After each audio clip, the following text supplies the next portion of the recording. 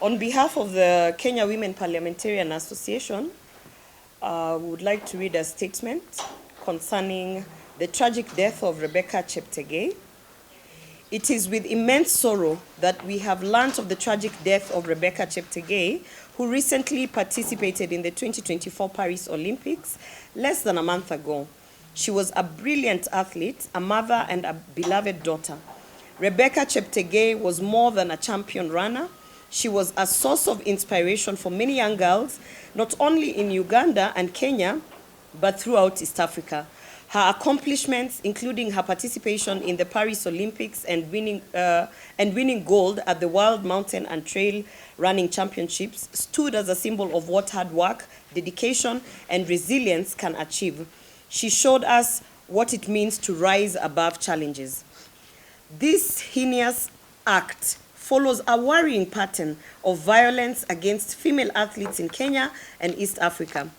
The killings of Agnes Tirop and Damaris Mutua, both of whom lost their lives at the hands of intimate partners, mirror the horrific circumstances surrounding Rebecca's death.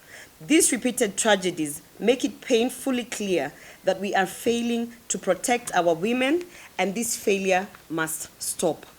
We strongly condemn this act of domestic violence and demand swift and decisive action by the authorities. We call on law enforcement to thoroughly investigate this crime, ensure that justice is served, and take meaningful steps to protect women from violence, whether in their homes, communities, or workplaces. It is essential that as a society we confront the deeply ingrained culture of gender-based violence and hold perpetrators accountable. No woman should lose her life simply because of her gender or her personal relationships. We urge the government to intensify efforts to address domestic violence through stronger legislation, better protection mechanisms, and widespread community awareness campaigns. Yep.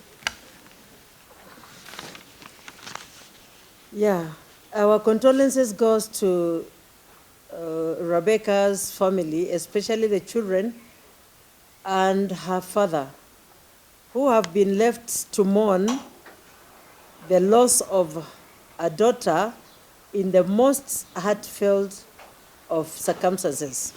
We stand with them in their pursuit to justice for Rebecca, and we join the call for an end to this devastating cycle of violence against women. KEWOPA remains steadfast in its commitment to advocating for the safety, rights, and dignity of women across Kenya and beyond.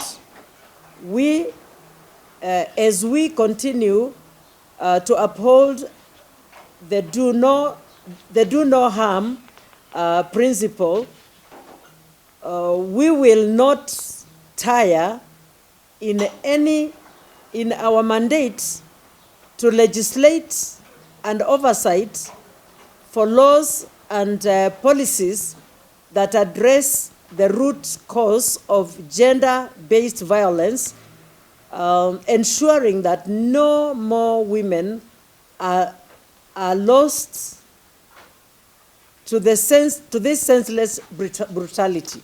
We thank you very much. And maybe just to add, I think one of the things that we must stress out is that we can't continue ignoring this kind of violence.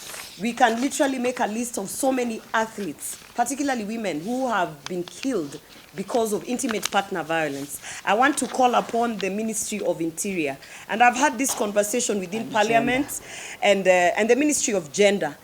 I want to call upon them to figure out how they can create a special program that should be domiciled under the Ministry of Interior, where we are dealing with these cases of gender-based violence and particularly intimate partner violence swiftly through coordinating of the authorities that are involved.